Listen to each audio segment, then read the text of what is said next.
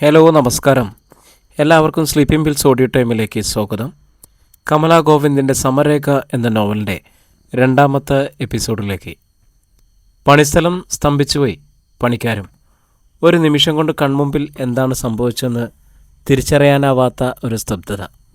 അയ്യോ, വാസോട്ടം വീണു, ശശി ഉറക്കെ പറഞ്ഞു. താഴെ വീണ് പിടയ്ക്കുന്ന വാസുവാശാരിക്ക് ചുറ്റും വൃത്തത്തിൽ ചോര. എടാ പിടിക്കടാ, മണ്ണിനകത്തുനിന്ന് എടുക്കടാ. ശിവാനന്ദന് നിലവിളിയുടെ സ്വരമായിരുന്നു. അമ്മാവോ, പ്രകാശൻ ഉറക്കെ കരഞ്ഞു. പണിയുന്ന വീടിൻ്റെ വരാന്തയിൽ വാതിൽ പണിയാനായി അറപ്പിച്ചു വെച്ചിരുന്ന 2 പലകൾ എടുത്തിട്ടു. അതിലേക്ക് വാസുവാശാരി എടുത്ത് കിടത്തി. തലയിൽ നിന്നും ഒഴുകിയ ചോര തടിയിൽ നിറഞ്ഞു. നട്ടുച്ചയായിട്ട ചോരയ്ക്കിത്ര ഒഴുക്ക്. ശിവാനന്ദൻ പണിഷെഡിലേക്ക് കയറി തങ്ങൾ മാറിയിട്ടിരുന്ന ഒരു മുണ്ട് കൊണ്ടുവന്ന് തലയിൽ വരിഞ്ഞു കിട്ടി. രാജാ, കവലയിലോട്ട് ഓടിച്ചെന്നൊരു വണ്ടി പിടിച്ചോണ്ട് വാടാ, ഞാൻ പോകാം. സുഖസാറ് പെട്ടെന്ന് തൻ്റെ സ്കൂട്ടർ ഇറക്കി. ഊണിന് കുടിക്കാൻ കൊണ്ടുവന്നിരുന്ന ചുക്കുവെള്ളം ഒരു ഗ്ലാസ്സിലെടുത്ത് പ്രകാശം കൊണ്ടുവന്നു. വേദന കൊണ്ട് പൊളയുന്ന വാസുവാശാരിക്ക് അവൻ തന്നെ അത് അല്പാൽപമായിട്ട് വായിലൊഴിച്ചു കൊടുത്തു. 3 കവളിറക്കി. അതോടെ ബോധവും ഇല്ലാതായി. അതുകൊണ്ട് പ്രകാശൻ കൂടുതൽ കരച്ചിലായി. സുഖു കാറുമായിട്ട് വന്നു. എല്ലാവരും കൂടി വാസുവാശാരിയെ എടുത്ത് കാറിനുള്ളിലാക്കി. കാറ് മെഡിക്കൽ കോളേജ് ലക്ഷ്യമാക്കി ചീറിപ്പാഞ്ഞു. ഉച്ചയൂണിൻ്റെ സമയമായിരുന്നു. വടക്കേടത്ത് വീട്ടിൽ ഭാർഗവി വല്യമ്മച്ചിയും തുളസിയും വരാന്തയിലിരുന്ന് ഊണ് കഴിക്കാൻ ആരംഭിച്ചു. വരാന്തയിലിരുന്നാൽ പുഴ കാണാം. പുഴയിലെ ഒഴുക്കും പുഴയിലൂടെ പോകുന്ന വള്ളങ്ങളും പുഴയ്ക്കക്കരെ റോഡിലൂടെ പോകുന്ന വാഹനങ്ങളും പിന്നെ എല്ലാം കാണാം. തുളസിക്ക് വരാന്തയിൽ നിന്ന് മുറ്റത്തേക്ക് കാല് തൂക്കിയിട്ടിരുന്ന് ആഹാരം കഴിക്കുന്നതാണ് ഇഷ്ടം. ചോറിലേക്ക് ലേശം ഉള്ളിത്തീയിലൊഴിച്ച് ഇളക്കി കുഴയ്ക്കുന്നതിനിടയിൽ ഭാർഗവി വല്യമ്മച്ചി വിഷമത്തോടെ പറഞ്ഞു, നിൻ്റെ കൂടെ ഇങ്ങനെ ഒരുമിച്ചിരുന്ന് വല്ലവും കഴിക്കാൻ ഇനി 2 ആഴ്ചയും കൂടെ പറ്റത്തുള്ളല്ലോ പെണ്ണെ. വാത്സല്യാതിരികത്തോടെയാണ് വല്യമ്മച്ചി അത് പറഞ്ഞത്. ഭാർഗവി വല്യമ്മച്ചിക്ക് മക്കൾ 4. വാസുവാശാരിയുടെ മൂത്തതായിട്ട് ഒരാൾ കൂടിയുണ്ട്, ദാമു. അയാൾ ഭാര്യ വീട്ടിൽ തന്നെയാണ് താമസം. 1-ാം കരയിലേക്ക് വിരുന്നുകാരെ പോലെ വല്ലപ്പോഴേ വരൂ. വാസുവിൻ്റെ ഇളയവരാണ് പെൺമക്കൾ, സരസുവും വത്സലയും. എല്ലാവർക്കും മക്കളുണ്ട്. എന്നാലും തുളസിയോടുള്ള അത്ര സ്നേഹം മറ്റുള്ള കൊച്ചുമക്കളോട് ആരോടും ഭാർഗവിക്ക് ഇല്ലത്രേ. വല്യമ്മച്ചിക്ക് പക്ഷഭേദം ഉണ്ടെന്ന് ദീപയും ഷാജിയും പോലും പറയാറുണ്ട്. നിങ്ങളെക്കാളും മുന്നേ ഞാൻ കണ്ടത് ഇവളെയല്ലേടി. ഭാർഗവി വല്യമ്മച്ചി തുളസിയെ പിടിച്ച് ചേർത്തിരുത്തും. ദീപയും ഷാജിയും പഠിക്കാൻ പോയിരിക്കുന്നു. അല്ലെങ്കിൽ ഭാർഗവി വല്യമ്മച്ചിയോട് പരാതിപ്പെട്ടേനെ എപ്പോഴും. ആ വാത്സല്യം കൊണ്ട് തന്നെയാണ് ഭാർഗവി വല്യമ്മച്ചി തുളസിയുടെ വിവാഹം നിശ്ചയിച്ചത് മുതൽ കരയുന്നത്. ഞാനിങ്ങോട്ട് എപ്പോഴും വരില്ല വല്യമ്മച്ചി. തുളസി ഭാർഗവി വല്യമ്മച്ചിയോട് ചേർന്നിരുന്നു. വല്യമ്മച്ചി എന്ന് വെച്ചാൽ അവൾക്ക് ജീവനാണ്. തനിക്കുള്ള ചോറും കറികളും വിളമ്പിക്കൊണ്ട് അമ്മാളും അവർക്കരികിൽ വന്നിരുന്നു. പാവയ്ക്കാത്തോരനും അയല വറുത്തതും ഉള്ളിത്തീയലുമാണ് കറികൾ. മകളോടായിട്ട് അവർ പറഞ്ഞു, ഉവ്വ, എപ്പോഴും ഇങ്ങോട്ട് ഓടി വരാൻ വേണ്ടിയിട്ടാണോടി അവർ നിന്നെ കെട്ടിക്കൊണ്ട് പോകുന്നത്. അവിടെ വർക്ക്ഷോപ്പിൽ പണിക്കാരുണ്ട്, അവർക്ക് ഉച്ചയൂണൊരുക്കി കൊടുക്കണം. അപ്പോഴാ ഓടി പോരുന്നത്. പണിക്കാർക്ക് ഉച്ചയൂണൊരുക്കി കൊടുക്കണമെന്ന് ഡിഗ്രി വരെ പഠിച്ചോളാം ഞാൻ. എന്തേലും പണി കിട്ടിയിട്ട് മതി എനിക്ക് കല്യാണമെന്ന് ഞാൻ എത്ര തവണ പറഞ്ഞതാ അച്ഛനോട്. തുളസി പരിഭവിച്ചു. പിന്നെ നീ പറയാത്ത കുറ്റല്ലേ. ചോറ് വാരി കഴിക്കുന്നതിനിടയിൽ അമ്മാൾ പറഞ്ഞു, നിൻ്റെ ഇളയത് നിന്നോളായി, അത് മറക്കണ്ട. തുളസി മിണ്ടിയില്ല. ജോലി കിട്ടട്ടെ മോളെ, കല്യാണം നടക്കട്ടെ. നിനക്കിപ്പോൾ പ്രായം എത്രയായിന്നാ? 14-ാമത്തെ വയസ്സിൽ കെട്ടിയവനോടൊപ്പം താമസം തുടങ്ങിയതാണ് ഞാൻ, ഭാർഗവി വല്യമ്മച്ചി പറഞ്ഞു. തുളസി ഊറിച്ചിരിച്ചു. 14-ാമത്തെ വയസ്സിലെ ഭർത്ത് വീട്ടിൽ വന്നു. ഭർത്താവിൻ്റെ അമ്മയുടെ കൂടെയായിരുന്നു ഉറക്കം. മുൻവശത്തെ പുഴയിലേക്ക് ഉടുതുണി പോലും ഇല്ലാതെ നിന്ന് എടുത്തു ചാടും. തുഴഞ്ഞു നീന്തി കളിക്കുമായിരുന്നു. ഇവിടെ വന്ന് 2 വർഷം കഴിഞ്ഞിട്ടാണ് വയസ്സറിയിച്ചത്. അത് കഴിഞ്ഞാണ് ഭർത്താവിൻ്റെ കിടപ്പറയിലേക്ക് അമ്മായിയമ്മ ഉറങ്ങാൻ വിട്ടത്. വല്യമ്മച്ചിയുടെ ഇങ്ങനെയുള്ള വീരകഥകൾ ഒരുപാടുണ്ട്. അത് ഓർക്കവേ തുളസി വീണ്ടും ചിരിച്ചു. ചിരിച്ചോ, നല്ല മിടുക്കനാവാൻ ഞാൻ കണ്ടതല്ലേ. എൻ്റെ അടുത്ത് വന്നിരുന്നു, പിന്നെ വർത്താനവും പറഞ്ഞു. ശ്രീരാമനും സീതയും പോലിരിക്കും. അവരും നീയും തമ്മിൽ നല്ല ചേർച്ചയാണ്. എനിക്കങ്ങോട്ട് ഇഷ്ടപ്പെട്ടു. തുളസിയും സത്യമായിട്ട് ഒന്ന് ലജ്ജിച്ചു. മനസ്സിൽ ആ രൂപം ഒന്ന് വരച്ചെടുക്കാൻ ശ്രമിച്ചു. വട്ടമുഖവും ചുരുണ്ട മുടിയും താടിമീശയും. വല്യമ്മച്ചി പറഞ്ഞത് ശരിയാണ്, മിടുക്കനാണ്. ആ നോട്ടം ഒട്ടും മോശമല്ല ആള്. ഈ ഉള്ളിത്തീയിൽ നീയാണോ കുഞ്ഞുണ്ടാക്കിയത്? ഭാർഗവി വല്യമ്മച്ചി തീയൽ കൂട്ടിക്കൊണ്ട് ചോദിച്ചു. ഓർമ്മയിൽ നിന്നും പിന്തിരിഞ്ഞ് അതേയെന്ന് തുളസി തലയാട്ടി. ഭാർഗവി വല്യമ്മച്ചി ഒറ്റ കരച്ചിൽ. എന്താ വല്യമ്മച്ചി? തുളസി അന്തടിച്ചു. ഇനി ഇത്രയും നല്ല തീയിൽ ഞാൻ എന്നാടേ കൂട്ടുന്നത്? ഭാർഗവി വല്യമ്മച്ചി മൂക്ക് വിഴിഞ്ഞു. ഓ, ഈ വല്യമ്മച്ചിയുടെ ഒരു കാര്യം. തുളസി ഉറക്കെ ചിരിച്ചു. കൊള്ളാലോ, 3 നേരം ഈ അടുക്കളയിൽ കിടന്ന് പുകയെന്തുവാ ഞാൻ. എന്നിട്ട് തീയിൽ ഇനി എന്നാ കൂട്ടണതെന്ന് നോക്കണേ. മർക്കട മുഷ്ടു. അമ്മാള് ചുണ്ടുകൊട്ടി. എത്രയായാലും ഇവള് വെച്ച് വിളമ്പിത്തരുമ്പോൾ ആ സന്തോഷമൊന്നും വേറെയില്ലടി, വല്യമ്മച്ചി ന്യായീകരിച്ചു. അത് ശരിയാ, ഞാൻ വന്നു കയറിയോളല്ലേ. ഇതാകുമ്പോൾ മകൻ്റെ മകളല്ലേ, അമ്മാളു കെറുവിച്ചു. ഭാർഗവിയമ്മ ഉറക്കച്ചിരിച്ചു. അമ്മായിയമ്മ മരുമകൾ പോരൊന്നും വലിയ കാര്യമായിട്ടില്ലാത്ത വീടാണ് വടക്കേടത്ത്. ഊണ് കഴിക്കുന്നിടയിൽ മുഖമുയർത്തുമ്പോഴാണ് തുളസി കണ്ടത്. അകലെ പാലം കടന്ന് ഓടി വരുന്ന പ്രകാശൻ. തുളസിയേക്കാൾ 1 വയസ്സിന് ഇളയതാണ് പ്രകാശൻ. പഠനത്തിൽ തീരെ മോശം. കൂട്ടുകയറ്റാൻ പ്രകാശനം ഉണ്ടെന്നാണല്ലോ പറഞ്ഞത്. പിന്നെ പ്രകാശൻ എന്താ ഈ നേരത്തെ ഇങ്ങോട്ട്? തുളസി ചോദ്യഭാവത്തിൽ നോക്കിയിരുന്നു. എന്നാൽ അടുത്തു വന്ന പ്രകാശൻ്റെ മുഖത്ത് പരിഭ്രാന്തി തുളസിയിലേക്കും പാർന്നു. എന്താ പ്രകാശ ഈ സമയത്ത്? എന്തുപറ്റി? അമ്മാവനെ ഹോസ്പിറ്റലിൽ കൊണ്ടുപോയി. അത് പറയാൻ വന്നതാ. പ്രകാശൻ കിതച്ചു. ഏണിയെന്നൊന്ന് വീണു. അയ്യോ എൻ്റെ ദൈവമേ! എച്ചിൽ കൈ കൊണ്ട് അമ്മാളും നെഞ്ചത്തടിച്ചു. എൻ്റെ കുഞ്ഞിന് എന്നാ പറ്റിയടാ പ്രകാശ? ഭാർഗവി വല്യമ്മച്ചിയും നിലവിളിയോടെ എഴുന്നേറ്റു.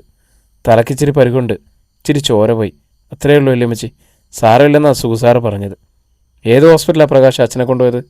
ശ്വാസം വലിങ്ങിയ മട്ടിലായിരുന്നു തുളസിയുടെ ചോദ്യം. മെഡിക്കൽ കോളേജിലാണ്. ചോറിരുന്ന പാത്രം അടുക്കളയിലേക്ക് വെച്ച് കയ്യും കഴുകി തുളസി അകത്തേക്ക് കയറി വേഗം വസ്ത്രം മാറ്റി. ഒരു സാരി ധരിച്ചു.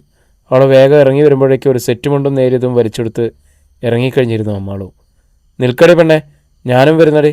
ഭാർഗവി വല്യമ്മച്ചി മഴയിൽ നിന്നും മറ്റു തുണികൾ വലിച്ചെടുത്തു. വല്യമ്മച്ചി പോരണ്ട, പ്രകാശൻ പറഞ്ഞു. നീ പോടാ ഇറക്ക, ഞാനും വരും.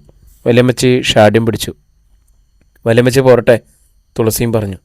വല്യമ്മച്ചിക്ക് അച്ഛനോടുള്ള സ്നേഹത്തിൻ്റെ ആഴം അറിയുന്നവളാണ് തുളസി. അമ്മയുടെ കയ്യിൽ രൂപ വല്ലതുണ്ടോ അമ്മേ? തുളസി ചോദിച്ചു. ഉണ്ടോയെന്ന് ചോദിച്ചാൽ ഇന്നലെ അയൽക്കൂട്ടിൽ നിന്ന് ചിട്ടിക്കുറി വീണപ്പം കിട്ടിയില്ലേ 3000 രൂപ. നിനക്ക് 3/4 പവൻ്റെ ഒരു വള വാങ്ങാൻ വെച്ചിരിക്കുക. വള വാങ്ങൽ പിന്നെ, അമ്മ പണം ഇങ്ങോട്ട്, തുളസി പറഞ്ഞു. അമ്മാളു ആ പണം എടുത്ത് മകളെ ഏൽപ്പിച്ചു. പിന്നെ വാതിലടച്ച് പൂട്ടി. തെക്കേ വീട്ടിൽ താമസിക്കുന്നത് തങ്കയും ചന്ദ്രനുമാണ്. മുറ്റത്ത് സ്വന്തമായിട്ട് അവർക്ക് ഒരാലയുണ്ട്. ഉളിയും കത്തിയൊക്കെ ഉണ്ടാക്കുകയും കാച്ചിക്കൊടുക്കുകയൊക്കെ ചെയ്യും. പാലത്തിങ്കിലേക്ക് നടക്കുമ്പോൾ തുളസി തെക്കേലിട്ട് നോക്കി വിളിച്ചു. തങ്കയെടുത്തേ. ഏയ്! തങ്ക പുരയെടുത്തു നിന്നും മുറ്റത്തേക്ക് ഇറങ്ങി. നിങ്ങളിതെല്ലാവരും കൂടി എങ്ങോട്ടാ തുളസി? സ്വർണ്ണം എടുക്കാൻ പോവാണോ? അല്ല തങ്കയെടുത്തി, ഹോസ്പിറ്റൽ വരെ പോവുക. അതെന്തോന്നാടി? അച്ഛന് ഏണിയെന്ന് വീണേ, ഹോസ്പിറ്റലിലാണ്. തുളസിക്ക് ശബ്ദം പതറി. ദൈവേൻ ഷാജി വരുമ്പോൾ ഒന്ന് പറഞ്ഞേക്കണേ. ഈ താക്കോലും കൊടുത്തേര്. വീട് പൂട്ടിയ താക്കോല് തുളസി തങ്കയുടെ കയ്യിൽ ഏൽപ്പിച്ചു. തുളസി മുമ്പേ പോയവർക്കൊപ്പം എത്താൻ ഓടി. അവർ മെഡിക്കൽ കോളേജിലെത്തി. പ്രകാശം കൂടെ ഉണ്ടായിരുന്നുകൊണ്ട് തപ്പി നടക്കേണ്ടി വന്നില്ല. മാത്രമല്ല, രാജൻ അവരെ കാത്ത് മെയിൻ എൻട്രൻസിൽ തന്നെ നിൽക്കുന്നുണ്ടായിരുന്നു. രാജൻ അവരെ നയിച്ചത് ഓപ്പറേഷൻ തിയേറ്ററിൻ്റെ വാതിക്കലേക്കാണ്. ഓപ്പറേഷൻ തിയേറ്ററിലോ? അമ്മാളു നെഞ്ചത്തടിച്ചു. അയ്യോ എൻ്റെ വാസുവേ! ഭാർഗവയും കരച്ചിലായി. അവരാകെ തളർന്നു പോയിരുന്നു. അമ്മയെയും വല്യമ്മച്ചയും സമാധാനിപ്പിക്കാനും സ്വയം പിടിച്ചു നിൽക്കാനും തുളസി പാടുപെട്ടു. അവർക്കരികിൽ മുഖം കൊടുക്കാതെ വിങ്ങിപ്പൊട്ടി. സീരിയസ് ഒന്നല്ല ചേട്ടത്തി. ശിവാനന്ദൻ ആ 3 പെണ്ണുങ്ങൾക്ക് അരികിലെത്തി. തലയ്ക്കിത്തിരി മുറിവുണ്ടേ, കുത്തിക്കെട്ടാൻ വേണ്ടി കയറ്റിയതാ. സാരമില്ല, ഒന്നും പേടിക്കാനില്ലെന്നാണ് ഡോക്ടർ പറഞ്ഞത്. നേരാണോടാ ശിവാനന്ദ? ഭാർഗവി വല്യമ്മച്ചി ശിവാനന്ദൻ്റെ കൈത്തണ്ടയിൽ കയറി പിടിച്ച്. അതേ അമ്മച്ചി, അങ്ങനെ ഡോക്ടർ പറഞ്ഞത്, ശിവാനന്ദൻ വീണ്ടും പറഞ്ഞു. പക്ഷെ കള്ളം പറയുന്നതിൻ്റെ വിമ്മിട്ടം ആ മുഖത്തും കണ്ണുകളിലും നിറയുന്നത് തുളസി കണ്ടു. ശശിചേട്ടൻ്റെയും രാജൻ്റെയൊക്കെ മുഖം അത് വിളിച്ചു പറയുന്നുണ്ടായിരുന്നു. നെഞ്ചിനുള്ളിൽ ഒരിടിവാൾ പാഞ്ഞു കയറിയതായിട്ട് തുളസിക്ക് തോന്നി. സന്ധ്യയായി. വാസു ആശാരി ഓപ്പറേഷൻ തിയേറ്ററിൽ നിന്ന് പുറത്തേക്ക് വരുമ്പോൾ നേരെ ഇൻറ്റൻസീവ് കെയറിലേക്ക്. 48 മണിക്കൂർ കഴിയണത്രേ എന്തെങ്കിലും പറയണമെങ്കിലേ. പുറത്തു നിന്നിരുന്ന എല്ലാവരും തന്നെ അത് കേട്ടതോടെ തളർന്നു. 48 മണിക്കൂർ കഴിഞ്ഞാലേ പിന്നെ എന്താവും? അതാണ് എല്ലാവർക്കും ഭയവും. ശിവാനന്ദനും ശശിയും കൂടി നിർബന്ധിച്ച് ഭാർഗവി വല്യമ്മച്ചിയും തുളസിയെയും വീട്ടിലേക്ക് വിട്ടു. വീട്ടിൽ ദീപയും ഷാജിയും മാത്രമല്ലേ ഉള്ളൂ. തുളസിക്ക് പോകാതിരിക്കാനായില്ല. തുണയ്ക്കായിട്ട് പ്രകാശനെയും കൂട്ടിവിട്ടു. ശിവാനന്ദനും ശശിയും അമ്മാളവും ഇൻറ്റൻസീവ് കെയർ യൂണിറ്റിന് വെളിയിൽ നിന്നു. വാസുവാശാരിയെ ആ അവസ്ഥയിൽ കണ്ടിട്ട് ശിവാനന്ദനും ശശിയും എങ്ങനെ പോകും?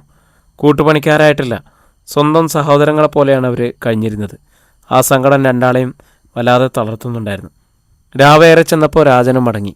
തുളസിയും പ്രകാശനും ഭാർഗവിയും വല്യമ്മച്ചിയും ചെല്ലുമ്പോൾ കരഞ്ഞ് തളർന്നിരിക്കുകയാണ് ദൈവയും ഷാജിയും. തങ്കയെടുത്തിയുടെ മകൾ മല്ലിക കൂട്ടിരിക്കുന്നുണ്ട്. ദീപയുടെ പ്രായമാണ് മല്ലികയ്ക്ക്. 10ൽ തോറ്റ അവൾ തയ്യൽ പഠിച്ചു. ഇപ്പോൾ 1ാം തരം തയ്യൽക്കാരിയാണ് അവൾ. തുളസി അനുജത്തെയും അനുജനെയും സമാധാനിപ്പിക്കാൻ ശ്രമിച്ചു. ഭാർഗവി വല്യമ്മച്ചയും തളർന്ന് കിടപ്പായി. വെള്ളം പോലും ഇറക്കാതെ രാത്രിയിൽ അവർ ദുസ്വപ്നം കണ്ട് ഞെട്ടിയുണർന്ന് നിലവിളിച്ചു. എന്താ വല്യമ്മച്ചി, എന്തുപറ്റി? തുളസി വല്യമ്മച്ചിയുടെ നിലവിളി കേട്ടുണ്ടെന്ന ദീപയും അവർക്കരികിലേക്ക് വന്നു. ഷാജി ആ നിലവിളി കേൾക്കുകയോ എഴുന്നേൽക്കുകയോ ചെയ്തില്ല. അത്യഗാധമായ ഉറക്കം, കാര്യങ്ങളുടെ ഗൗരവം തീണ്ടാത്ത പ്രകൃതമാണ് അവന് എപ്പോഴും. ദീപയും തുളസിയും വല്യമ്മച്ചിക്കരികിലിരുന്നു. ഞാനൊരു ഒഴുക്ക് സ്വപ്നം കണ്ടു മോളെ. വല്യമ്മച്ചി കണ്ണീരോടെ, എൻ്റെ വാസു, അമ്മച്ചി ഓരോന്ന് ഓർത്ത് കിടന്നിട്ടാ, ദീപ പറഞ്ഞു. അവൾ തുളസിയെ നോക്കി. അച്ഛനെ കുഴപ്പമൊന്നുമില്ലെന്നല്ലേ ചേച്ചി ഡോക്ടർ പറഞ്ഞത്? ആ, പിന്നെന്തിനാ ഈ വല്യമ്മച്ചി അതും ഇതും പറഞ്ഞ് കരയുന്നത്? എനിക്ക് ഇത്രയും പ്രായമായി, ഇനി എന്തിനാ ഞാൻ ജീവിച്ചിരിക്കുന്നത്? ഉപദ്രവമല്ലാണ്ട് ആർക്കും ഇനി എന്നെക്കൊണ്ട് ഉപകാരം. എന്നെ അങ്ങോട്ട് വിളിച്ചു ചെയ്യണേ, എൻ്റെ വാസുവിനെ വെറുതെ വിട്ടേക്കണേ. ഭാർഗവി വല്യമ്മച്ചി ഏങ്ങലടിച്ച് കരയാൻ തുടങ്ങി. അത് കേട്ട് തുളസിക്കും ദീപയ്ക്കും വല്യമ്മച്ചിയെ സമാധാനിപ്പിക്കാൻ കഴിഞ്ഞില്ല.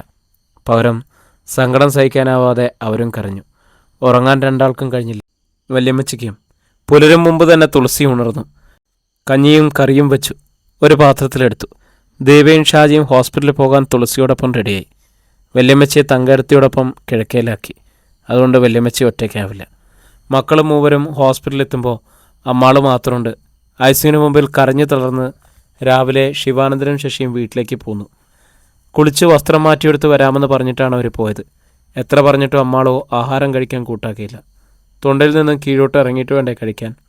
അകത്ത് ജീവനും മരണത്തിനിടയിൽ തുലാസിൽ തൂങ്ങുന്നത് ആ കുടുംബത്തിൻ്റെ നെടുന്തൂണാണ്. ആ നെടുന്തൂണിന് എന്തെങ്കിലും സംഭവിച്ചാൽ ഇല്ല, പിന്നെ വഴികളൊന്നും മുമ്പിലില്ല. കൂടെ എല്ലാവരും മരിക്കുകയുള്ളൂ ഏക വഴി. ഡോക്ടർ ഇബ്രാഹിംകുട്ടിയെ കാണാൻ വേണ്ടി തുളസി അദ്ദേഹത്തിൻ്റെ സൗകര്യത്തിനായിട്ട് കാത്തുനിന്നു. ഡോക്ടർ ഇബ്രാഹിംകുട്ടിയാണ് വാസു ആശാരിയെ അഡ്മിറ്റ് ചെയ്യുകയും ഓപ്പറേഷൻ നടത്തുകയും ചെയ്തത്. ഡോക്ടർ തുളസി പതിയെ ഡ്യൂട്ടി റൂമിലേക്ക് കയറി ചെന്നു. ഡോക്ടർ തുളസിയൊന്ന് നോക്കി. ഇന്നലെ പുരപ്പണിക്കിടയിൽ ഏണിന്ന് വീണ് കൊണ്ടുവന്ന ICU കിടക്കുന്ന അവൾ പൂർത്തിയാക്കുന്നതിന് മുമ്പ് ഡോക്ടർ ചോദിച്ചു, ആ വാസു അല്ലേ? അതെ. ആരുടെ ആരാ കുട്ടി? മകളാണ്. ഡോക്ടർ തുളസി അടിമുടി നോക്കി. ഐശ്വര്യമുള്ള മുഖം, മനോഹാരിതയുണ്ട്, തികഞ്ഞ പക്വത, ശാന്തത, വിദ്യാഭ്യാസം ഉള്ളവൾ തന്നെ. കുട്ടിയിരിക്കൂ. ഡോക്ടർ മുമ്പിൽ കിടന്ന കസേര ചൂണ്ടിക്കാട്ടി. തുളസി ഇരുന്നു. എന്താ കുട്ടിയുടെ പേര്? തുളസി. തുളസി എന്ത് ചെയ്യുന്നു? ഡിഗ്രി എടുത്തിട്ടുണ്ട്. ജോലിയൊന്നും ആയില്ല. ആ.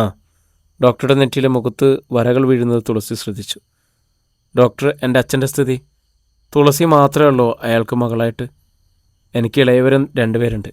ഇളയവരാണല്ലേ? അതെ. അപ്പം ഞാൻ പറയുന്നത് ശ്രദ്ധിച്ച് കേൾക്കണം, സംയമനത്തോടെ. തുളസിയുടെ ഹൃദയം പെരുമ്പറ കെട്ടാൻ തുടങ്ങി. ഇയാളുടെ അച്ഛൻ്റെ സ്ഥിതി അത്ര മെച്ചപ്പെട്ടതല്ല. കല്ലിൻ്റെ കോർണറിലോ കട്ടിംഗ് എഡ്ജിലോ ശക്തമായിട്ട് തലയടിച്ചാണ് ആൾ വീണത്. തലയുടെ ഒരു വശത്ത് പിളർപ്പുണ്ട്. ഇൻറ്റേർണൽ ഇഞ്ചറിയുണ്ട്. തുളസിയുടെ ചെവിക്കുള്ളിൽ ഒരു ചൂളം വിളി തുടങ്ങി. മാക്സിമം ചെയ്യാവുന്നതെല്ലാം ഞങ്ങൾ ചെയ്തിട്ടുണ്ട്. ബോധം വീഴാൻ കാക്കുകയാണ് ഞങ്ങൾ. ബോധം വീണാൽ തന്നെ നട്ടലിൻ്റെ പ്രശ്നം കൂടുതൽ ഗുരുതരമാണ്. തുളസിയുടെ കണ്ണുകളിലെ നടുക്കം ഡോക്ടർ വായിച്ചറിഞ്ഞു. അപ്പോൾ തുളസിയുടെ ശബ്ദം വരെയായിരുന്നു. ജീവൻ കിട്ടിയാൽ തന്നെ അയാളെ കിടന്ന കിടപ്പിൽ നിന്ന് എഴുന്നേൽക്കുന്ന കാര്യം സംശയമാണ്. വേണ്ടതെല്ലാം ഞങ്ങൾ ചെയ്തിട്ടുണ്ട്. ഇനിയെല്ലാം ദൈവത്തിൻ്റെ കയ്യിലാണ്. പ്രാർത്ഥിക്കുക, അതാണ് രക്ഷ. തുളസിയുടെ നടുക്കം പൂർത്തിയായി. ആ നടുക്കം പക്ഷേ അമ്മയോടോ സഹോദരങ്ങളോടോ പറയാനാവാതെ തുളസി ഞെരിഞ്ഞു പിരിഞ്ഞു.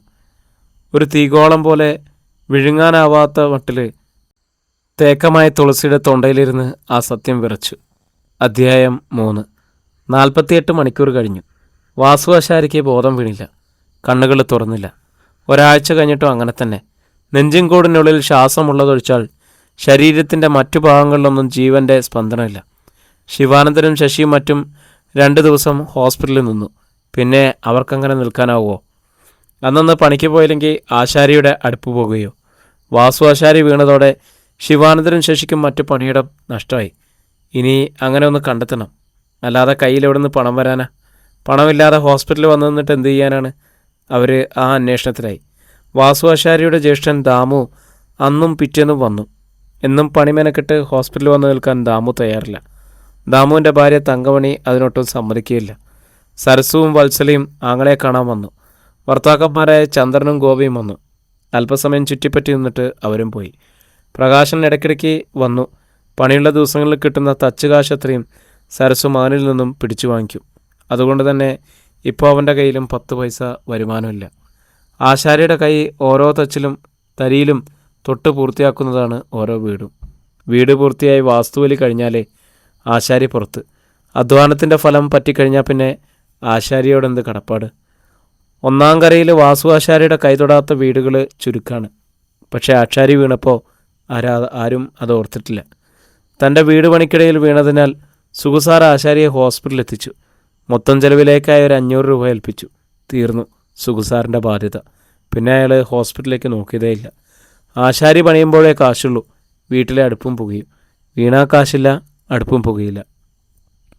വിവാഹം പ്രമാണിച്ച് ചിട്ടി പിടിച്ച തുളസിക്ക് വള വാങ്ങാൻ വെച്ചിരുന്ന പണം ആശാരി വീണ ദിവസം തന്നെ മരുന്നുകളും മറ്റും വാങ്ങി തീർത്തു. പിന്നെ കുറച്ച് ആഭരണങ്ങൾ കയ്യിലുണ്ടായിരുന്നത് പണയം വെച്ചു. വില കൂടിയ മരുന്നുകളാണിപ്പോഴും ഇഞ്ചക്ട് ചെയ്യുന്നത്. അതിനും ഹോസ്പിറ്റലിലെ ചിലവുകൾക്കും പണം വേണ്ടേ. കിടക്കുന്ന ആളെ എഴുന്നേറ്റാൽ പണവും സ്വർണ്ണമൊക്കെ ഒക്കെ ഉണ്ടാവും. ഒരാഴ്ച കഴിഞ്ഞപ്പോൾ വാസു ആശാരിയെ ഇൻറ്റൻസീവ് കെയർ യൂണിറ്റിൽ നിന്നും അത്യാഹിത വാർഡിലെ ഒബ്സർവേഷൻ റൂമിലേക്ക് മാറ്റിക്കിടത്തി. അപകടഘട്ടം തരണം ചെയ്തിട്ടില്ലാത്തതിനാൽ എപ്പോഴുള്ള നിരീക്ഷണത്തിന് വേണ്ടിയാണ് അവിടെ കിടത്തിയത്. എപ്പോഴും അടുത്ത ആൾ വേണം. അതുകൊണ്ട് അമ്മാളു വാസു ആശാരിക്കരികിൽ തന്നെ നിന്നു. വീട്ടിലെ കാര്യങ്ങളും ഹോസ്പിറ്റലിലെ കാര്യങ്ങളും ഓടി നടന്ന് അന്വേഷിക്കാൻ തുളസി മാത്രമേ ഉള്ളൂ. ദീപയ്ക്കും ഷാജിക്കും ക്ലാസ്സിൽ പോണ്ടേ. അതിൻ്റെയൊക്കെ തിരക്കിൽ വരാൻ പോകുന്ന തൻ്റെ വിവാഹം പോലും തുളസി മറന്നുപോയിരിക്കുന്നു. പക്ഷേ അമ്മാളുവിനത് മറക്കാനായില്ല.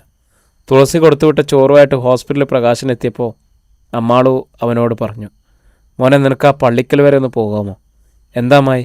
ചെറുക്കൻ കൂട്ടർക്ക് നമ്മൾ പണം കൊടുക്കാമെന്ന് പറഞ്ഞിരുന്നു. ദിവസം നാളെയാണ്. അവർ കാത്തിരിക്കുകയല്ലേ പ്രകാശ. അമ്മാളുവിൻ്റെ ശബ്ദം പതറി.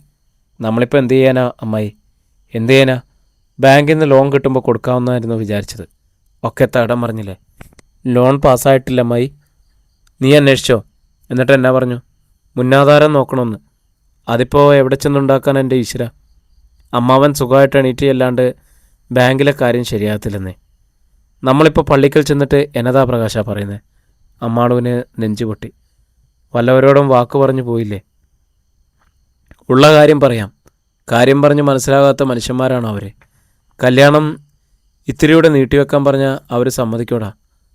എന്നത്തേക്ക് നടത്താമെന്ന് പറയണം? അമ്മാളു അന്തം വിട്ടു നോക്കി. എത്ര നാൾ കാത്തിരിക്കാൻ പറയണം?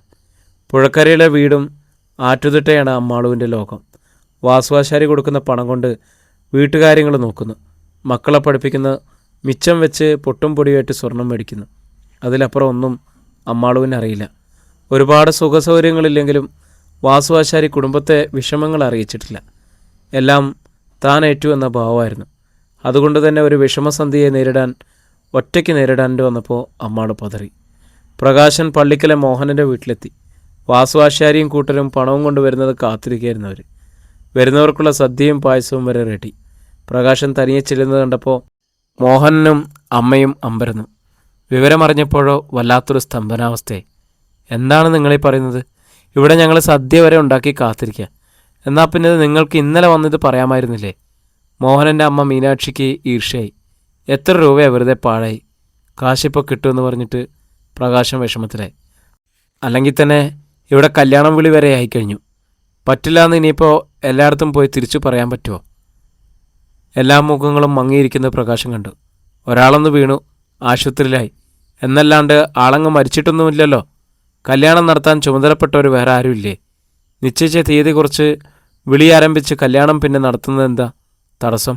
പ്രകാശം പരുങ്ങലിനായി. അതിപ്പോൾ അമ്മാവൻ എണീക്കാതെ നടക്കത്തില്ലെന്ന് അമ്മായി പറഞ്ഞത്. പ്രകാശൻ അത്രയും കൂടി പറഞ്ഞിട്ട് മടങ്ങി. അത്യന്തം നിരാശയോടെ മോഹനൻ അമ്മയെ നോക്കി. ഇനി എന്താ അമ്മ നമ്മൾ ചെയ്യുക? മീനാക്ഷി കൈമലർത്തി. അനക്കമറ്റ് കിടക്കുന്ന അച്ഛനെ നോക്കി ഹൃദയം തിങ്ങുന്ന വേദനയോടെ തുളസി നിന്നു. പറയുന്ന മരുന്നുകളൊക്കെ എങ്ങനെയും വാങ്ങി നൽകുന്നുണ്ട്. ഡോക്ടർ പറഞ്ഞതനുസരിച്ച് എല്ലാം ചെയ്യുന്നു, പ്രാർത്ഥിക്കുന്നു. എന്നിട്ടും അച്ഛൻ്റെ ഇമകൾ ചലിക്കുന്നില്ല, ചുണ്ടുകൾ അനങ്ങുന്നില്ല. നിറമിഴികളോടെ അമ്മയെ നോക്കി. അമ്മയും ആകെ ക്ഷീണിച്ചു പോയിരിക്കുന്നു. ഒന്ന് തേങ്ങിപ്പോയി തുളസിയും. അപ്പോഴാണ് ഒരമ്പരപ്പിൻ്റെ പിടച്ചിൽ അവൾ അറിഞ്ഞത്. മോഹനൻ തനിക്കരയിൽ. മോഹനൻ തുളസിയെ കാണുകയായിരുന്നു. 2 മാസം മുമ്പ് ഒന്നാം കരയിലെ ആറ്റോരത്ത് വെച്ച് താൻ കണ്ടു മോഹിച്ച സുന്ദരി തന്നെ ഇത്. എത്ര ചടച്ചിരിക്കുന്നു. നീർ നിറഞ്ഞിട്ട് പോലും ആ മിഴികൾക്ക് തിളക്കമില്ലല്ലോ. അമ്മാളും ഉള്ളിൽ മുട്ടിയ തേക്കത്തോടെ അവനെ നോക്കുകയായിരുന്നു. പ്രകാശം വന്നപ്പോൾ വിവരങ്ങളൊക്കെ അറിഞ്ഞു. മോഹനൻ ശബ്ദം താത്തി പറഞ്ഞു, പക്ഷെ ഞങ്ങൾ കുറേ പേരെയൊക്കെ വിളിച്ചു കഴിഞ്ഞിരിക്കുന്നു. അതാണിപ്പോൾ കഷ്ടമായതേ. അമ്മാള് നിസ്സഹായതയോടെ നോക്കി. മോഹനൻ ബെഡിൽ കിടക്കുന്ന ആൾരൂപത്തെ നോക്കി. വാസു ആശാരി തന്നെ മോനെയെന്ന് വിളിച്ച് തോളിൽ തട്ടിയെന്ന് പറഞ്ഞത് ഓർമ്മയുണ്ട്. നീ മിടുക്കനാണ്. പണിയറിയാവുന്നവൻ എൻ്റെ മകള് ഒരിക്കലും പട്ടിണിയാകില്ല. അതെനിക്ക് മതി. ഒരു പ്രശംസയായിരുന്നു അത്, പൂർണ്ണ സംതൃപ്തി. ഹൃദയം നിറയെ തുളുമ്പിപ്പോകുന്ന വാക്കുകൾ. ഡോക്ടർ എന്തു പറഞ്ഞു? എന്തു പറയാൻ, അവരങ്ങേയറ്റം പരിശ്രമിക്കുന്നു. ഞാനും എൻ്റെ കുഞ്ഞുങ്ങളും പ്രാർത്ഥിക്കുന്നു. അമ്മാള് വിതുമ്പി. മോൻ ഞങ്ങളുടെ ഈ അവസ്ഥയൊന്ന് മനസ്സിലാക്കണം. മോനെ ദൈവം രക്ഷിക്കും. മോഹനൻ്റെ മുഖത്ത് ഒരു വാട്ടുണ്ടായി. ആ മൂളി. ഒരു വിമ്മിട്ടത്തോടെ ഒതുങ്ങി നിൽക്കുന്ന തുളസിയൊന്ന് നോക്കിയിട്ട് മോഹൻ കടന്നുപോയി. അമ്മാളു ഇടറിപ്പോയി. ദൈവം പിന്നെയും ചതിക്കോ മോളെ? അമ്മ സമാധാനമായിരിക്കണം.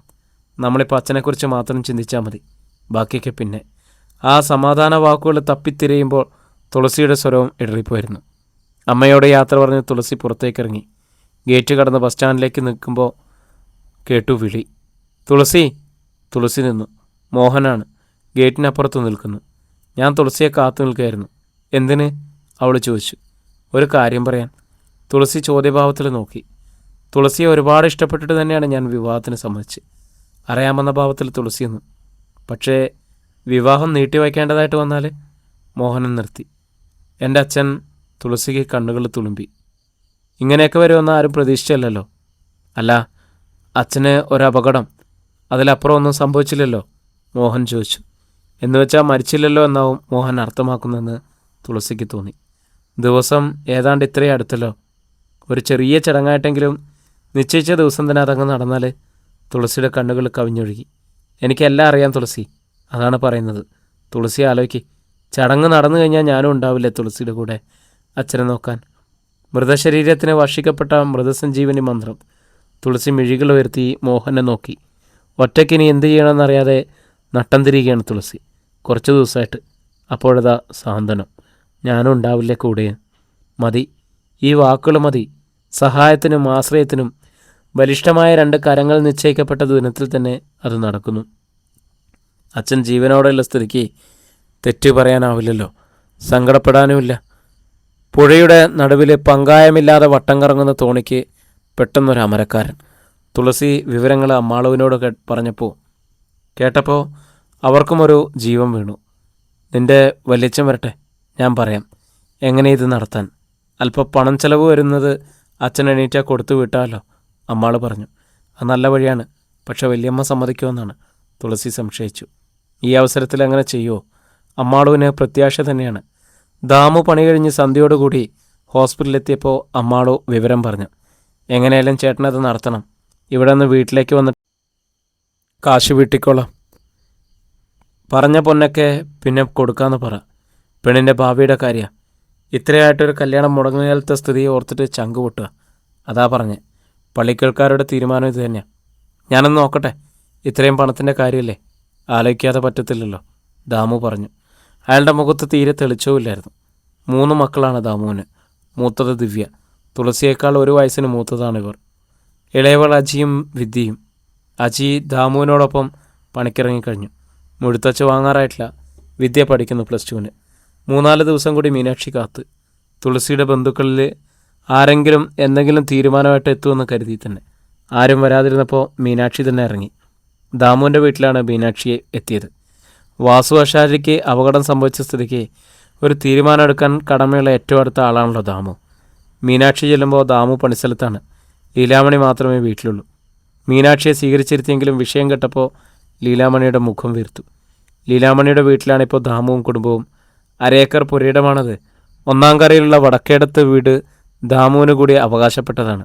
സഹോദരിമാരായ സരസുവും വത്സലയും വിവാഹം കഴിപ്പിച്ചു. വീട്ടുചെലവുകൾ മുഴുവൻ വാസു ആശാരിയുടേതാണ്. അതുകൊണ്ട് തനിക്കുള്ള വീതം കൂടി അനുജൻ എടുത്തോളൂ എന്ന് ദാമു പണ്ട് പറഞ്ഞിരുന്നതാണ്. പക്ഷേ ഇപ്പോൾ തങ്കമണിക്ക് വടക്കേടത്തെ 10 സെൻറ്റിൽ പകുതി അവകാശം വേണം. ദാമു ആ വഴിക്ക് ചിന്തിച്ചു തുടങ്ങിയിരിക്കുന്നു. വാസു ആശാരിയോടോ ഭാർഗവി വല്യമ്മച്ചിയോടോ അത് പറയാൻ മടിക്കുന്നുണ്ട്. എങ്കിലും ഉള്ളതുകൊണ്ട് തങ്കമണിക്ക് ആ കുടുംബത്തോട് ഈർഷ്യ തന്നെയാണ്. പ്രത്യേകിച്ച് തൻ്റെ മക്കളേക്കാൾ പഠിക്കാൻ മിടുക്കരാണ് അനിയൻ്റെ മക്കൾ. ഇപ്പോഴിതാ മൂത്തവളായ ദിവ്യ നിൽക്കെ തുളസിയുടെ വിവാഹം നടക്കാൻ പോകുന്നു. അത് നടക്കുന്നതിനേക്കാൾ മുടങ്ങുന്നതാണ് ലീലാമണിക്ക് സന്തോഷം. എങ്കിലും അത് മറച്ചു വെച്ചുകൊണ്ട് അവർ പറഞ്ഞു, കല്യാണം നിശ്ചയിച്ചതല്ലേ, തീയതി അടുത്തു, നടത്തുന്നതിൽ എന്തുവാ ഇപ്പോൾ തെറ്റ്? അതാണ് ഞാനും പറയുന്നത്. മീനാക്ഷിക്ക് ഉത്സാഹമായി. എൻ്റെ ചെറുക്കനാണെങ്കിൽ ആ പെണ്ണിനെ വല്ലാണ്ടങ്ങ് ഇഷ്ടമായിന്നാ. കണ്ടോ, നല്ല സ്ത്രീധനം പൊന്നും പറഞ്ഞതവന്. എന്നാലും അവൻ ഈ പെണ്ണിൻ്റെ മതിയെന്നങ്ങ് ഒറ്റ കാലയിലും നിൽക്കല്ലേ.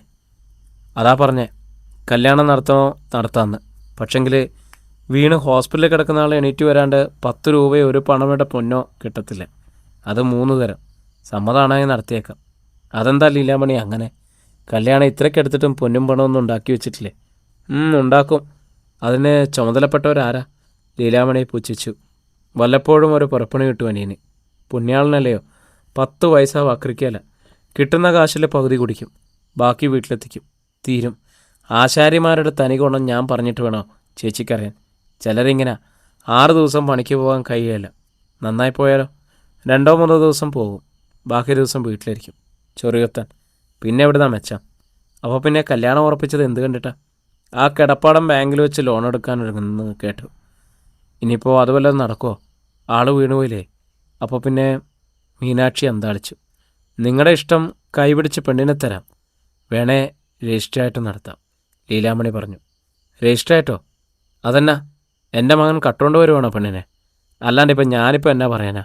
ലീലാമണി കൈമലർത്തി. ഇവിടുത്തെ പിള്ളേരുടെ അച്ഛൻ ഒറ്റ ദിവസം പോലും മെനക്കെട്ടിരിക്കുകയില്ല. അതുകൊണ്ടെന്തുവാ, കയ്യിൽ കാശുണ്ട്. എൻ്റെ മോളെ കെട്ടിക്കാനുള്ള പൊന്നും പണവും ഇപ്പോഴേ ഞങ്ങളുടെ കയ്യിലുണ്ട്. എപ്പോഴും ഇങ്ങനെ ആകത്തില്ലല്ലോ. മീനാക്ഷി എഴുന്നേറ്റു. മതിയാക്കിയതുപോലെ യാത്ര പറഞ്ഞിറങ്ങി. അപ്പോഴാണ് തയ്യൽ പഠിക്കാൻ പോയിരുന്ന ദിവ്യ അങ്ങോട്ട് വന്നത്. മീനാക്ഷി അവളെ നിന്ന് നോക്കി. ചുരിദാറാണ് വേഷം. ഇരുനിറമാണെങ്കിലും കണ്ടാത്തെറ്റില്ല. കഴുത്തിലും കാതിലും കൈത്തണ്ടമിലൊക്കെ ആഭരണത്തിളക്കം. എൻ്റെ മൂത്ത മോളാ ദിവ്യ. തയ്യൽ പഠിക്കുക. നന്നായിട്ട് തയ്ക്കും. അല്ല, തയ്ച്ച 10 കാശ് പെൺപിള്ളേരുടെ കയ്യിൽ വരുന്നത് നല്ലതല്ലയോ? അതെ. മീനാക്ഷി തലകുലുക്കി നടന്നു. വല്യച്ഛൻ എന്തു പറഞ്ഞമ്മേ? ഹോസ്പിറ്റലിൽ ചെന്നിട്ട് തുളസി അമ്മാളുവിനോട് ചോദിച്ചു. ഇന്നലെയും മിനിഞ്ഞാന്നും ഒന്നും വന്നില്ല. പറഞ്ഞപ്പോഴേ മുഖത്ത് തെളിച്ചില്ലായിരുന്നു. എന്നാലും എന്തേലും ചെയ്യുമായിരിക്കും, അമ്മാളു പ്രത്യാശയോടെ പറഞ്ഞു. തുളസിയിലും ആ പ്രത്യാശ ഉണ്ടായിരുന്നു. തിരികെ പാലം കടന്ന് ആറ്റുതിട്ടയിലേക്ക് വരുമ്പോൾ തുളസി കണ്ടു. അക്കരക്കവലയിലെ കുഞ്ഞോൻ ചേട്ടൻ നിൽക്കുന്നു, അവളെ കാത്തിട്ടുന്ന പോലെ. കുഞ്ഞച്ചൻ ചേട്ടൻ അച്ഛൻ്റെ ഒരു സ്നേഹിതനാണ്. സ്കൂളിൽ ഒരുമിച്ച് പഠിച്ചതാണ്. കുഞ്ഞച്ചൻ ചേട്ടനാണ് പള്ളിക്കലെ ആലോചന കൊണ്ടുവന്നത്. എൻ്റെ മോളെ വിമ്മിട്ടത്തോടെ അയാൾ പറഞ്ഞു. അവർ ഈ കല്യാണത്തിന് മാറിക്കളഞ്ഞു മോളെ. തുളസിക്ക് ചുറ്റും ഭൂമിയൊന്ന് വട്ടം തിരിഞ്ഞു. ആറ്റിലെ ചുഴികളുണ്ടായി. പൊന്നും പണവുമില്ല. നടത്താൻ ചുമതലക്കാരായിട്ട് ആരും ഇത്രയും ദിവസമായിട്ട് ചെന്നതുമില്ല. അവർക്ക് നിശ്ചയിച്ച ദിവസം തന്നെ കല്യാണം നടക്കണം. ആ തള്ള വാശിക്കാരിയാണ്. അവർ വേറൊന്ന് തീരുമാനിച്ച് ഇടപെടാക്കി. തുളസിക്ക് കാതിനു ചുറ്റും ഇരമ്പലായി. കാശും പൊന്നും കയ്യിലുള്ളവർക്ക് കല്യാണം നടത്താൻ ഒരാഴ്ചയോ 2 ആഴ്ചയോ തന്നെ അധികമല്ലേ? എല്ലാം പെട്ടെന്നായിരുന്നു.